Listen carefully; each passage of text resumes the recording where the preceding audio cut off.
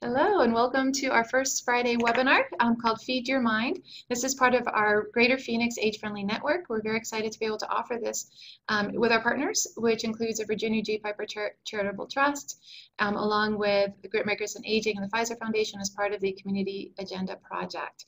Today we're joined by Audrey Skidmore. She is the IT manager here at the Maricopa Association of Governments. She will be working with us to show you the features of our connect60plus.com website and going through the register, how to participate, how to submit events, and really get connected to new ideas and other people through connect60plus.com. Next month on Friday, April 4th, please do join us. We will have Dr. Richard Knopf with ASU's Osher Lifelong Institute. He says this webinar will explore what scientists and practitioners are telling us about the keys to abundant living and longevity for older adults. In addition, it will explore the vital role that lifelong learning plays in keeping the mind active and vibrant among older adults. So thank you so much for joining us, and I would like to turn this over now to Audrey Skidmore. Thank you.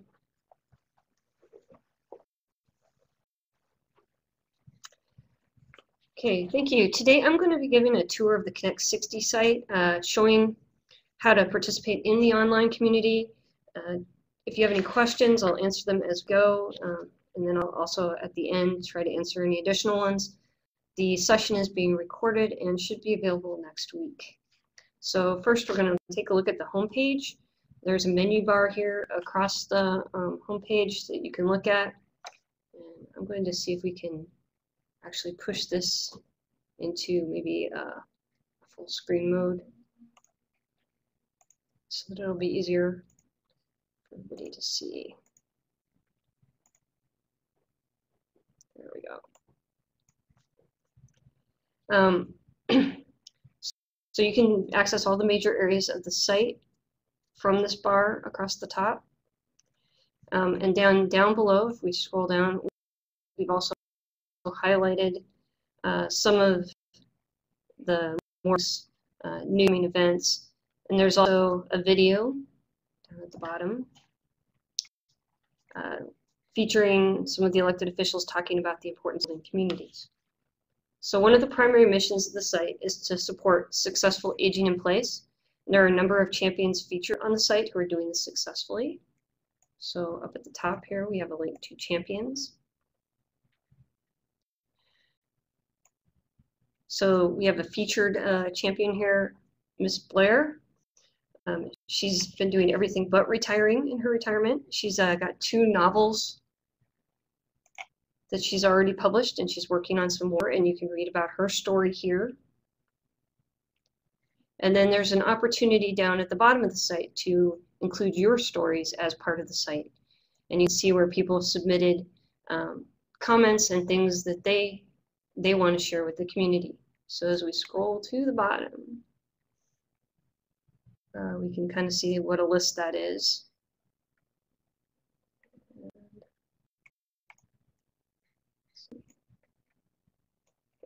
And then we can also look at some of our other champion sites here. So here's Gene, and he's blogging regularly. And you can actually, and I will show you how, if you create an account, you can actually comment on his blog entries. Come back.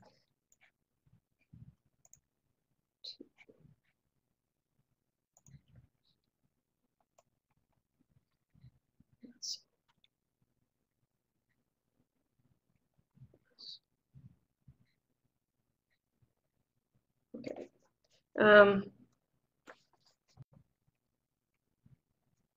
Just one moment while I get oriented here.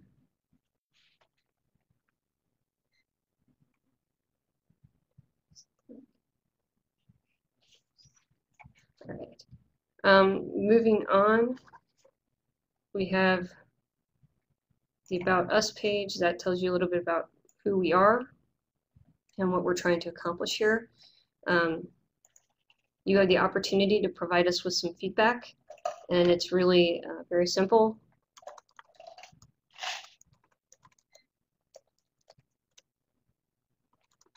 Have you enter your email address twice, and then a name, and just send us some feedback. So let's say I really like the colors that you've chosen for this site, or I think that you need to do more outreach in senior centers, or I really enjoyed reading the profiles, this is where I would say that.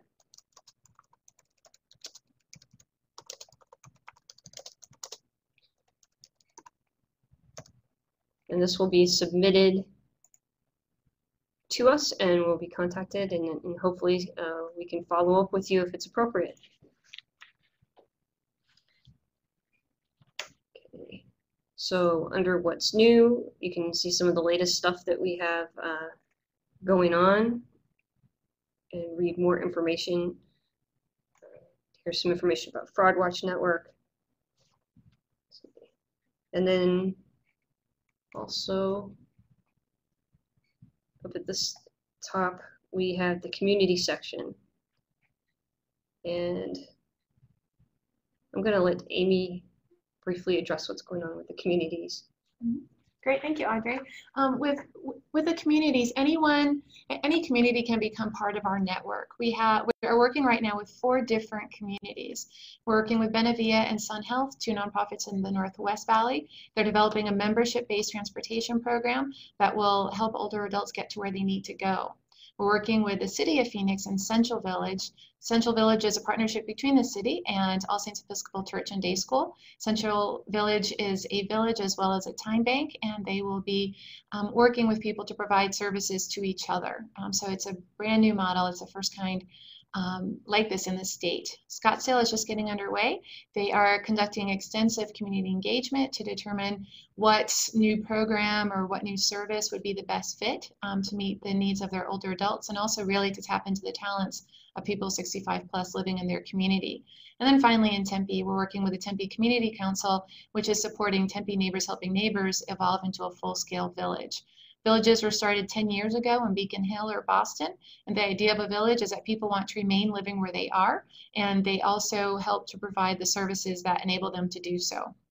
There are villages across the entire country, but up until now, none in the state of Arizona. So Central Village and Tempe will be our first 2 villages in the entire state. Northwest Valley is developing the first model of its kind in the entire country, and we're very excited to see what Scottsdale will be developing. So stay tuned. You can click on each of these sites to see what they're doing and who to contact, how to get involved. You see their service delivery area, and we encourage you to contact them. They all need volunteers, they all need support, they all need you, basically. So please be sure to reach out, and if you're a community who would like to be involved, it's up to you how you define community. So it can be a neighborhood, it can be a block, it could be the whole city, and we would love to work with you. We can provide technical assistance to help your community become more age-friendly. Thank you. Audrey?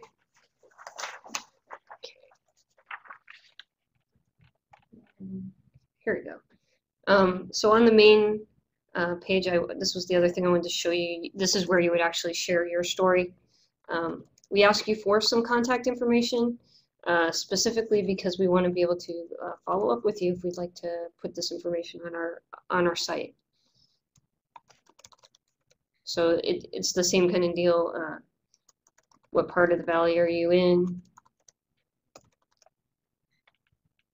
And then what your story is, and these do get reviewed, so this isn't going to go directly to the site.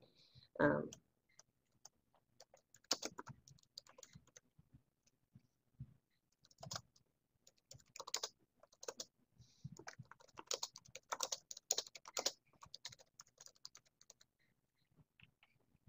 then you send that in, and those get reviewed, and hopefully we can add your information to help inspire others and share information about what's going on in the community.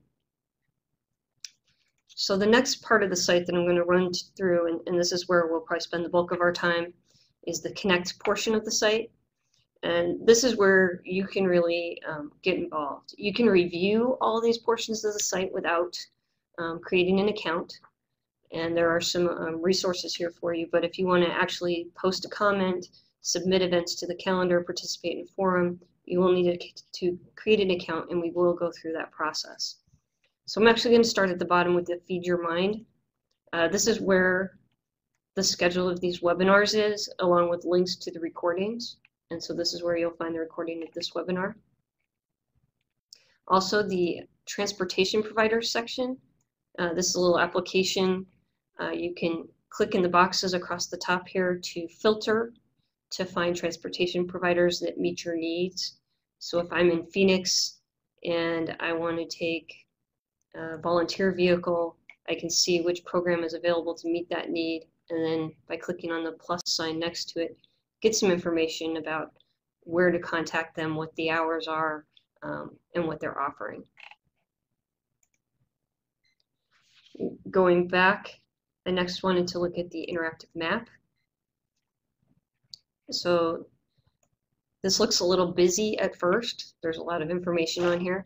You can limit that list by clicking on the points of interest title. And you can see that there's different icons for different types of locations, and you can limit that to what you're actually interested in. So if I'm really just interested in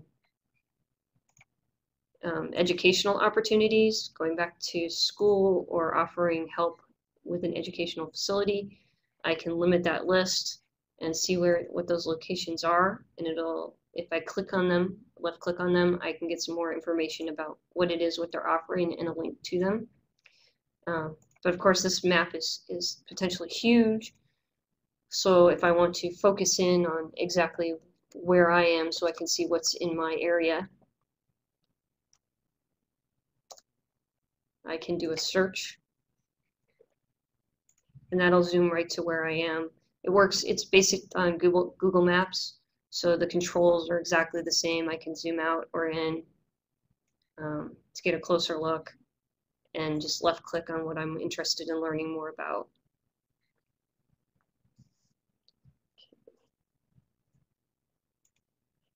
And then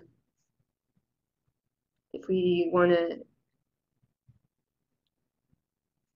we can also click and drag to move around the map.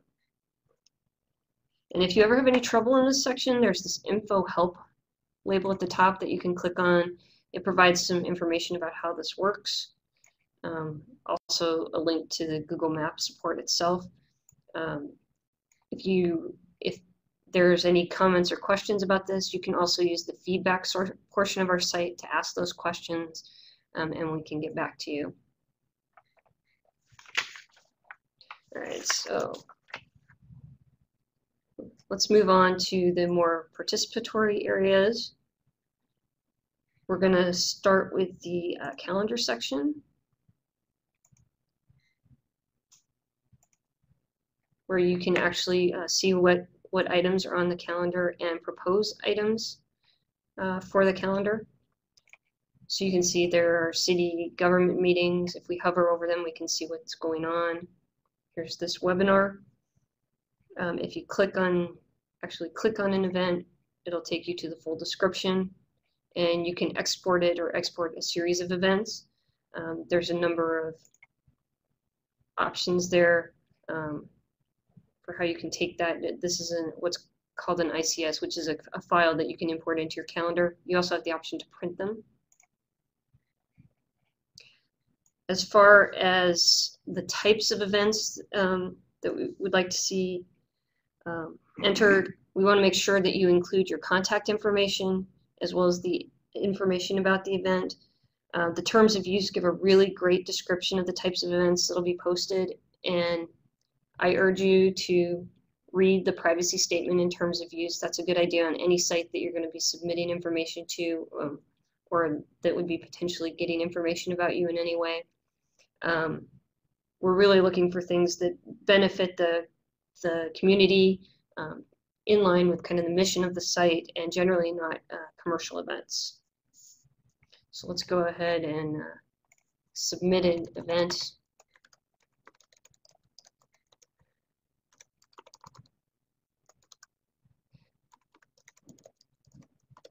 And let's say we're going to have an event, community dance. So we would want to provide information about the location.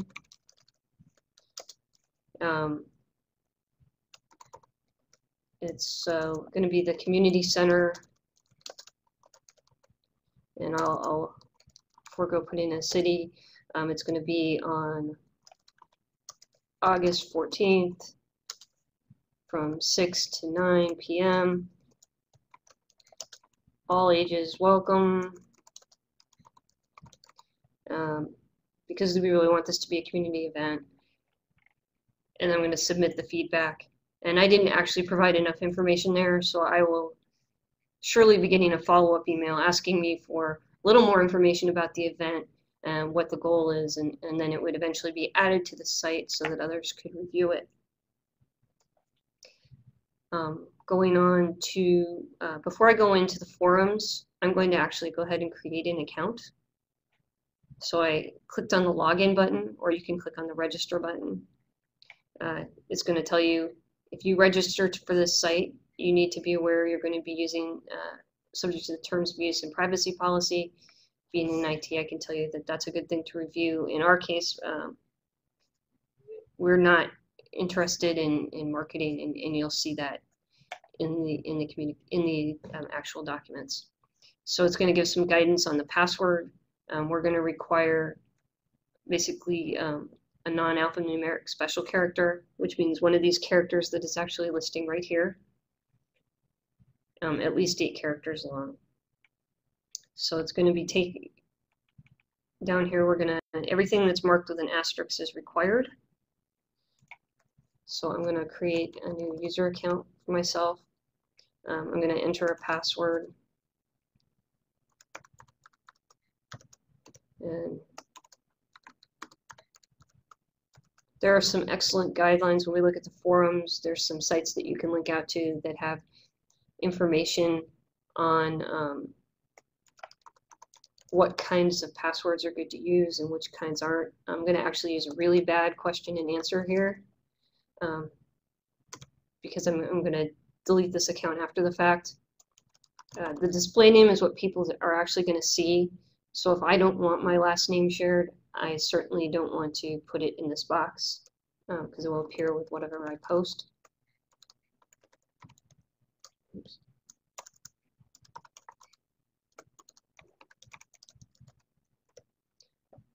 And then this postal code is optional. I'm going to go ahead and enter that. And then this is what's called a CAPTCHA code. This is to keep people from just automatically creating accounts with a script or a malicious site.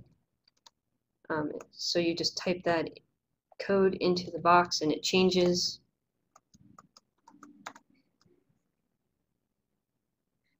And if I have done everything correctly, it's going to register me. And it's going to take me back to this screen. Now I'm going to pause here for a minute so I can go over and pull up the actual email so you can see what that looks like.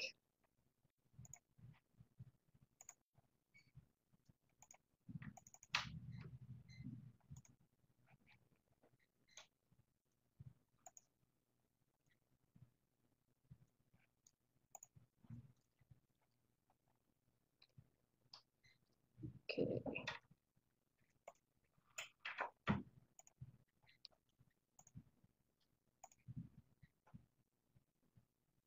So I'm going to show everybody this window. So I'm going to receive a message that looks like this, and it's going to have a link for me to click on.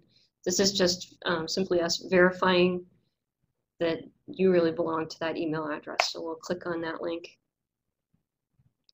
and then it'll take us back.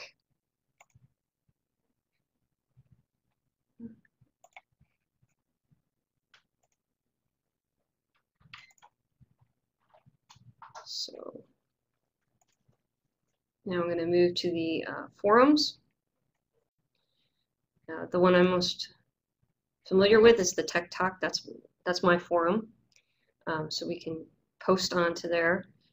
There's a few different topics that have been started. Let's say I'm really interested in accessibility, making the systems more usable. I can go in and I can look at the different links that have been posted. These are basically accessibility tips for the different operating systems. and then I could actually add a reply. Now there's quick reply, which is just I type it in, I hit submit, it's done, or I can do this add reply if I wanted to get very fancy and add a lot of little bells and whistles, change the text color. So for most part, I'm going to enter it this way. And I can add a comment, I can add a question, I can share knowledge with the group. So I want to know how to change the text size in Internet Explorer. Could be something I wanted to post to the group, and see if somebody in the community can help me answer that question, or the forum moderator. And so I would just submit that, and you'll see that it's been added here. And then the forum moderators are going to get a notice. So in this case, I would, in my role, get a notice, and I would know that somebody posted to this. You also have the options to follow these forums if you wanted to. So if I went into add or reply, this was the other option that you would see. And so it has these little emoticons off to the side if I wanted to get a little more creative with my post. Okay.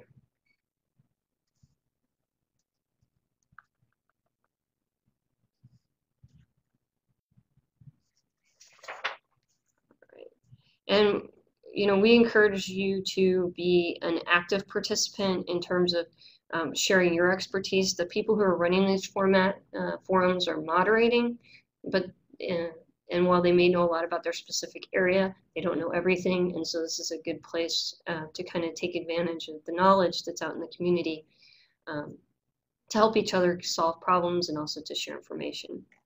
I did want to point out one of the forums specifically under the Tech Talk, I had been asked about that, was staying safe online. And there are some, here's a government site, there's some tips on fraud from MSN, and then also AARP has some useful information. And then I put another one down here as well for Cybersecurity Awareness Month. They did a number of special things about being safe online, directed towards all kinds of groups.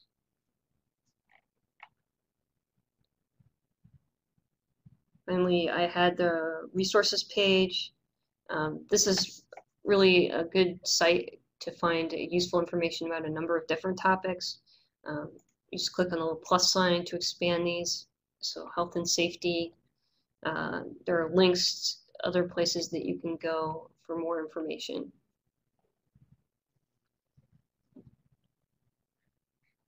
Okay, and then as you are using the site and posting information, we just wanted to make sure that you remain cognizant that if you post personal information, it is out there.